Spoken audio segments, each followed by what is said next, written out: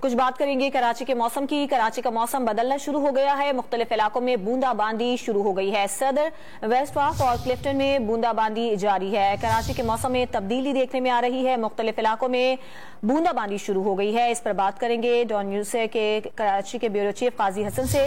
قاضی حسن بتائیے گا، محکمہ موسمیات نے شہر میں بارشوں کے حوالے سے کیا پیش گوئی کی ہے؟